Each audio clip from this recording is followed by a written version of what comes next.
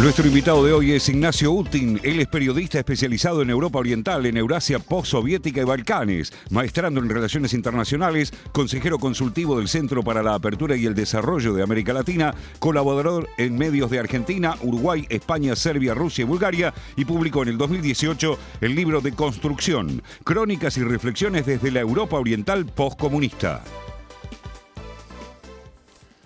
Hola Ignacio, ¿cómo te va? Gracias por visitarnos en la televisión pública. ¿Cómo estás? ¿Qué tal? Buenos días. Bueno, a ver, por ahí primera pregunta básica. ¿Cuál es el motivo por el cual el gobierno bielorruso podría estar armando esta especie de operativo de atracción de migrantes y de desplazamiento luego a las fronteras de la Unión Europea? Bien, podemos hablar de una suerte de extorsión. Digamos que Lukashenko pretende tres cosas. En principio, en agosto del año pasado hubo elecciones, como decía el informe, sí, el 9 de agosto del 2020. Estas serán las sextas elecciones de Alexander Lukashenko como presidente de Bielorrusia y oficialmente ganó por el 80% de los votos. Como es una cifra disparatada, ridícula, que absolutamente nadie puede creer, hubo manifestaciones. Estas manifestaciones fueron respondidas con muchísima violencia, con detenciones sistemáticas, con tortura, con el exilio de representantes de la oposición. Entonces, el primer punto central que busca Lukashenko es legitimidad. Que los gobiernos extranjeros, que los gobiernos de la Unión Europea, por ejemplo, lo reconozcan como presidente legítimo. ¿Cómo se logra eso? Por ejemplo, negociando. Si tenemos una crisis y tenemos que negociar, tenés que negociar conmigo, con el presidente de Bielorrusia. Si te sentás a negociar conmigo, me estás reconociendo como presidente legítimo. Ese es el primer punto. El segundo punto tiene que ver con fondos. En 2015, tal vez lo recuerden, hubo una crisis migratoria muy importante en Europa que implicó que más de 1 millón de personas solicitaran asilo. A partir de la guerra civil en Siria. Exactamente, en su gran mayoría de Siria. Y una de las formas de resolver eso fue dándole muchísimo dinero a Turquía. Para que no ingresara todo este flujo migratorio. Entonces, Lukashenko también está buscando esos fondos. Si quieren resolver la crisis, denme dinero. Y el tercer punto es, a partir del año 2020, a partir de estas elecciones, de la represión, de las torturas y demás, hay sanciones muy importantes, sanciones políticas y comerciales muy importantes, no solo sobre el Estado bielorruso, sino sobre individuos que son parte del gobierno, incluyendo a Lukashenko y a sus hijos. Entonces, esos son los tres reclamos. Que los reconozcan, que le den dinero y que levanten las sanciones. Sí, está buenísimo lo que marcás, el tema del reconocimiento. Y de hecho, vimos una comunicación entre Angela Merkel y Lukashenko, directamente 2 llamadas telefónicas que se dieron en la semana, lo cual también habla de esa búsqueda de legitimidad, ¿no? Pensaba también el actor Rusia acá, ¿qué papel juega en todo esto? Hablan de que hay un acuerdo entre Bielorrusia y Rusia para avanzar en esto. Sabemos que Rusia también tiene esas tensiones con la Unión Europea. ¿Hasta dónde juega Rusia en este escenario? Es una gran pregunta, porque por un lado Lukashenko hoy por hoy se está sosteniendo solamente porque lo apoya Putin. El tema es ¿hasta cuándo lo va a apoyar? Porque cuando esta semana, en el medio de esta crisis migratoria, con miles de personas en la frontera muriéndose de frío, muriéndose de hambre, en el medio de esta situación caótica, Lukashenko se le ocurrió amenazar a la Unión Europea con cortar el gas. El gas no estamos todavía en invierno en Europa, pero sí es época de frío, ya se está consumiendo mucho gas. Y ese gas viene de Rusia, con lo cual cortar el acceso de la Unión Europea... Porque los gasoductos pasan por Bielorrusia, al menos parcialmente. Pasan por Bielorrusia, claro. Y por Ucrania también. Y por Ucrania, claro. Con lo cual, cortar el acceso de Europa a ese gas es arruinarle parte del negocio a Rusia. Rusia no lo va a apoyar de ninguna forma. Ahora, otra cosa que estuvo pasando esta semana, que es muy importante, es Rusia está construyendo desde hace años un gasoducto que se llama Nord Stream 2, que es un gasoducto que va hacia la Unión Europea, pero esquivando a Bielorrusia y a Ucrania. Es decir, va por el mar, va directamente de Rusia hacia Alemania.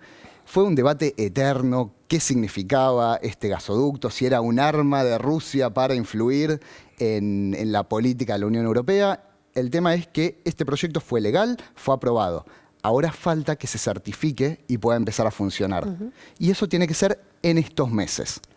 Esta semana, casualmente, el martes, Alemania paralizó la certificación de este gasoducto.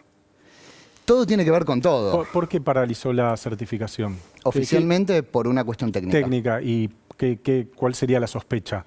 Porque Alemania aprobó la construcción de ese gasoducto. Era un proyecto conjunto entre Alemania y Rusia que, como vos decías, Ignacio, le permitía a Rusia abastecer de gas a Europa sin pasar por estos aliados incómodos, como aliados o semialiados como Ucrania y Bielorrusia, ¿verdad?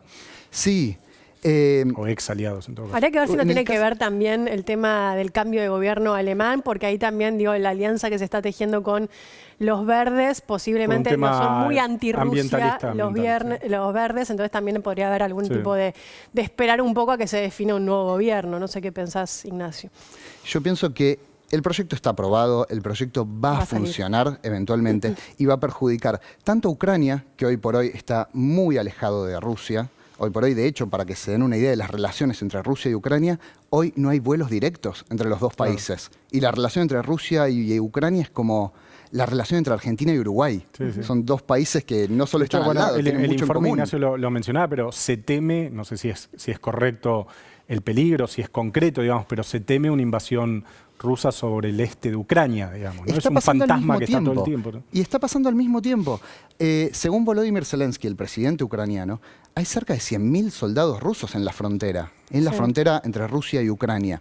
De ninguna forma va a haber una invasión, más allá de que el gobierno ucraniano viene diciendo desde el 2014 que Rusia invadió Ucrania, por la península de Crimea, por la crisis en Donbass, la guerra en Donbass que lleva más de 7 años, pero una nueva invasión yo creo que es una cuestión... Es muy descabellado que pueda pasar algo así. Ignacio, hablan de una cortina de humo del tema migratorio para tapar una avanzada militar también de Rusia hacia territorio ucraniano. ¿Crees que puede haber una manipulación también para esconder otros temas que son, digamos, más asociados a la seguridad internacional o al proceso de militarización que puede haber en la frontera con Europa? ¿Cómo ves el tema? Yo creo que sí, efectivamente es una cortina de humo, pero no solo para Rusia. Tengamos en cuenta que la movilización de soldados rusos dentro del territorio ruso hacia la frontera con Ucrania es en respuesta a una movilización de tropas de la OTAN en el Mar Negro. Entonces lo que termina pasando es que una acción responde a una represalia que es contra una acción que responde a otra cosa y ya no se sabe dónde arrancó y qué responde a qué. Es muy difícil buscar el origen, pero de alguna forma a todos los beneficia. Porque hasta ahora hemos hablado de Rusia, hemos hablado de Bielorrusia, y nos estamos olvidando de un actor fundamental en este conflicto, que es Polonia. Y al gobierno polaco, esta situación le viene realmente muy bien, porque el gobierno polaco, Polonia tiene desde el año 2015 un gobierno ultranacionalista, que podemos debatir si es de extrema derecha o no, pero está por ese lado. Soberanista, dicen ellos, ¿no? Soberanista, sí, democracia y liberal le llaman. Pero en los últimos meses el gobierno polaco, Polonia es miembro de la Unión Europea, es miembro de la OTAN, el gobierno polaco está en una disputa muy importante con la Unión Europea porque la justicia polaca dijo que las leyes de Polonia están por encima de las leyes de la Unión Europea.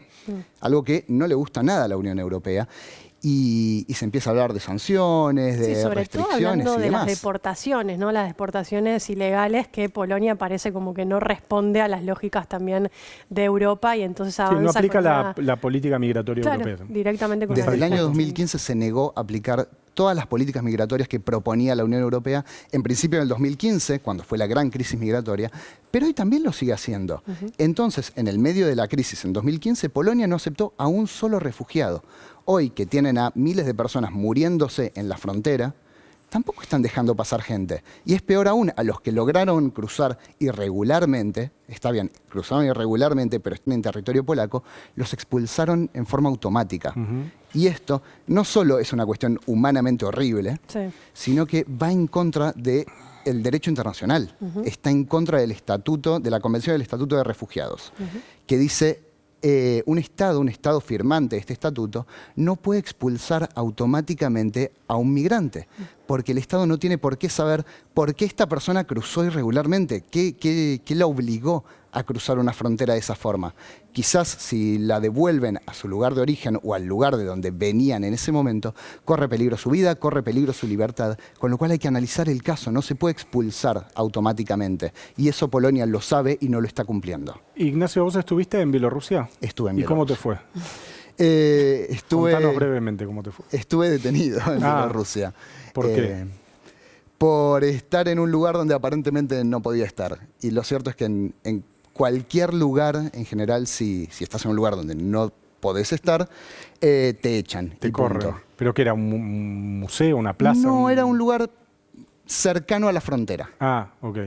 Relativamente ¿Y estabas cerca de la acreditado frontera. como periodista o fuiste de No, turista? no, estaba como turista. trabajando. Pero en lugar de decirme no podés estar acá, Sí. salí. Te detuvo la policía. Me detuvo. En realidad, en Bielorrusia no hay policía, hay una especie de policía militarizada que se llama milicia. Sí. Me detuvo la milicia, me detuvieron, fueron algo así como 20 soldados que me rodeaban. Y yo no tenía nada, tenía una cámara, no mucho más que eso. Y sí, pasé esa noche detenido, me hicieron pagar una multa y no mucho más, simplemente me quedó una buena anécdota. Pero me dio la oportunidad de charlar con los soldados en toda esa noche, porque en Bielorrusia el servicio militar es obligatorio, con lo cual los soldados son chicos, jóvenes muy chicos. Se habla ruso. Se habla ruso, tanto el ruso como el bielorruso son idiomas oficiales, pero el ruso es un idioma mucho más popular. Claro, claro. Ignacio, te agradecemos mucho esta visita en la televisión pública. Cuando haya algún otro conflicto o cuestión en el este europeo, cosa que nos va a acompañar. Yo tengo la sensación que el este europeo pasa un poco como con Medio Oriente, ¿no? Sí. Esta cosa que se va enredando tan compleja. Bueno, te volveremos a llamar. Será un placer. Gracias. Sí,